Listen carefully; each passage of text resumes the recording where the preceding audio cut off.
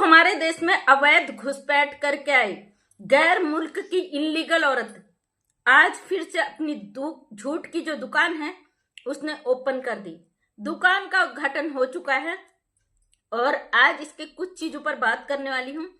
जो इसने green colour का सूट पहना है आज, उसका मतलब इसका जो मुल्क है जहां से भाग कर आई है, हमारे देश में अवैध तरीके से घुसकर छुपकर यहाँ पे सारी घटनाओं को अंजाम देने के जो तरीके अपना रही है। इस महिला ने आज जो ये रघुपुरा में एक मौत हुई थी बुजुर्ग की, इसके लप्पू के घर में, उसके बाबा के मौत में इसने रंगीन कपड़े पहने खूब नाची है, खूब जमकर नाची है। इसने इंटरव्यू दिए है, पूरी मीडिया में एक सेलिब्रिटी बनकर दिखाया है कि इसके घर में कोई मौत नहीं हुई है, ये एक तमाशा है। यहाँ पे पत्रकार आएंगे, इसका इंटरव्यू लेंगे। इसका भाई है ना जो देश में बैठा है भारत का गद्दार, और किसी को क्या ही कहे, वो जब भी आता है खरीदी हुई मीडिया को लेकर, एक दो कैमरामैन और लड़कियां उसके साथ, और इस भगोड़ी का जो होता है मुंह का बोलना ढक्कन चालू हो जाता है। आज इस भगोड़ी महिला ने ग्रीन कलर का सूट पहन के अपने मुल्क को संदेश दिया है, देखो शांति अमल है, मैंने हरा सूट पहन लिया, सब कुछ खत्म। और ये महिला कह रही है कि यहाँ पे बाढ़ जैसी स्थिति है, इंसान मर रहे हैं, जानवर मर रहे हैं। ये संदेश दे रहे कि भाई यहाँ पे उत्पात मैं मचा चुकी हूँ, यहाँ पे मैंने शुरुआत कर दी है उत्पात मचाने की। और ये भगोड़ी झूठी मक्कार इतनी बेशरम है कि ये सफेद झूठ बोलती है, लोगों को आज कुछ झूठ बोलेगी, कल दूसरा ही झूठ बोल देती। गुमराह करना इसके खून में शामिल है, लोगों को उल्लू बनाना, बेवकूफ बनाना इसकी हरकतों में शामिल है। लेकिन इसको लगता है कि भारत की जनता बेवकूफ है, उनको आसानी से बेवकूफ बनाया जा सकता है। पब्लिक तो एक सिपाही की तरह इसके पीछे लगी हुई है कि कब ये कौन गलती करती है, कब इसकी कौन सी स्थिति दिखती है, उस सबको पब्लिक यहाँ पे लाके रख देती।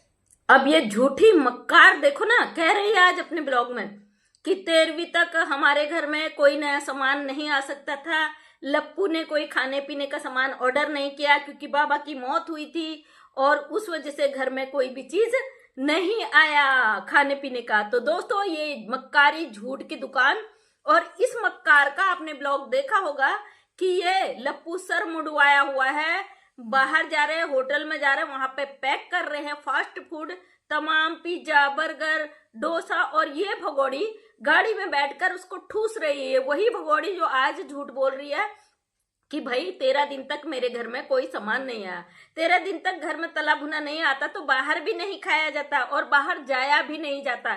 जो लोग इसको सनातनी कहते, थू है तुम लोगों के मुंह पे कि ये औरत तुम्हारी धज्जियां उड़ाती है और तुम लोग इसका नंगा नाच देखकर वाहवाही करते हो। बड़े शर्म की बात है ना कि गैर मुल्क से एक औरत बेगैरत तरीके से कानून को चकमा देकर हमारे देश में आके बैठी और तुम लोग इसकी वाहवाही करती हो उसकी गंदी हरकत पर। इस मक्कार औरत का झूठ देखिए ना।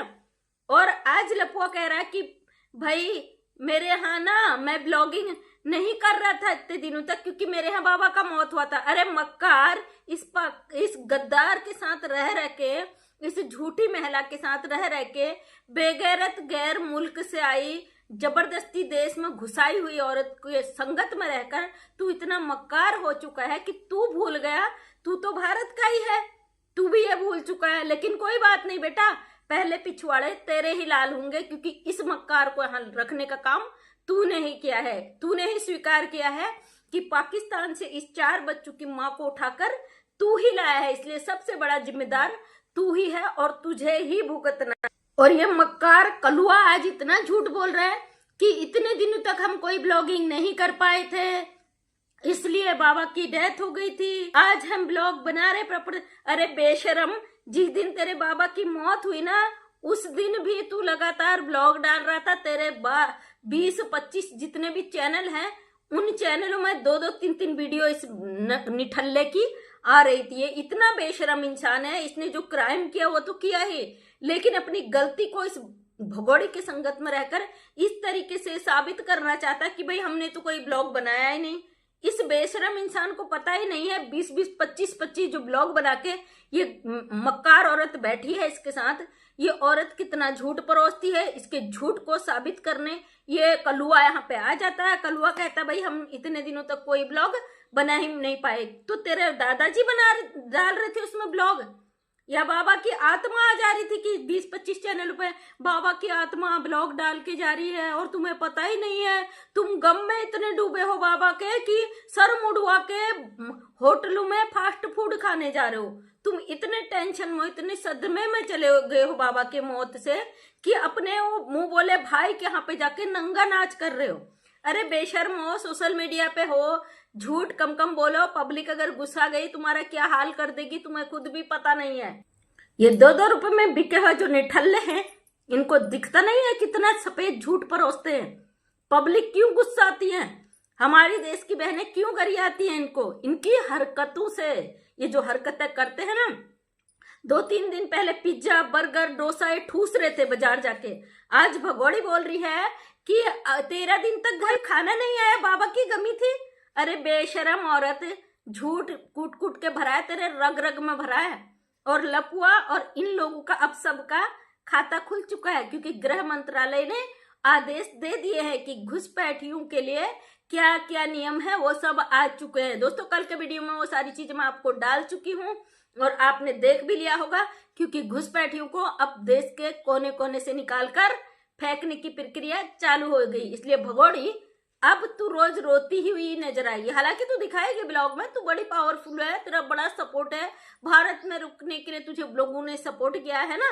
लेकिन कितना ही बड़ा हस्ती तेरे सपोर्ट में क्यों ना हो, हमारा जो गृह मंत्रालय, हमारा कानून, हमारा संविधान इजाजत दे देगा ना, दुनिया का कोई ताकत तेरे को रोक नहीं सकता है। और तेरा अंतिम रास्ता जेल ही है, ये तय है तेरे लिए। सबसे बड़े शर्म की बात तो ये है कि हमारे देश में बैठे चंद गद्दार, जो चंद टुकड़ों में ऐसे घुसपैठियों के हाथों बिक जाते हैं, अपने देश में रहकर अपने देश के खिलाफ ऐसे लोगों को यहाँ रखने का काम करते हैं। भारत सरकार को चाहिए ऐसे लोगों को चुन चुन के एक किनारे करे, इनका पूरी कुंडली खंगाले, इनका हिसाब किताब बनाए, क्योंकि इन लोगों के ना तो चेहरे हैं ना कोई आइडेंटिटी है। लेकिन ये एक गलत फहमी में जीते हैं कि ये बिना चेहरे के आएंगे, बिना आइडेंटिटी के आएंगे, इनका कोई कुछ नहीं उखाड़ सकता। ये सोशल मीडिया है भाई, यहाँ पे गड़े हुए मुर्दे भी उखाड़कर उनका भी डीएनए और जो और भी रिपोर्टें होती है वो सारी निकालकर उसका असलियत ले आते हैं। जिंदा इंसान तो आईडी हो ना हो, उसका तो क्या क्या निकल जाएगा, है ना। कानून जिस पर अगर हावी हो जाता है उसको फिर कोई नहीं बचा सकता है। इस भगोड़ी के आने के बाद हमारे देश में निठल्ले, शराबी, नशेड़ी सब सीआईडी ऑफिसर बनकर बैठ गए। सब अपने अपने ज्ञान का दुकान खोल के बैठ गए। सबको लगता है मैं बड़ा हूं, मैं बड़ा हूं, मैं बड़ा हूं। सब अपने अपने तरीके से ज्ञान बांट रहे, लेकिन ज्ञान की दुकानें फ्री में खुल गई है ना। कोई बात नहीं, इसके साथ रहे भाई। क्यों आक्रामक होते हो, क्यों गालियां देते हो। हालांकि मैं किसी को सुनती नहीं हूँ, जो मैं अपनी बहनों के चैनल पर सुनती हूँ कि आज उसने उसको गाली दी, आज उसने उसको गाली दी, आज उसने उसको गाली दी।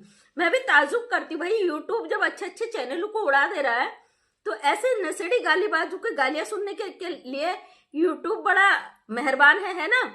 लेकिन कोई नहीं, 1 सितंबर से यूट्यूब की नई गाइडलाइन आई है, उसके आधार पर ऐसे गाली गलौज वाले चैनल खुद ही चले जाएंगे।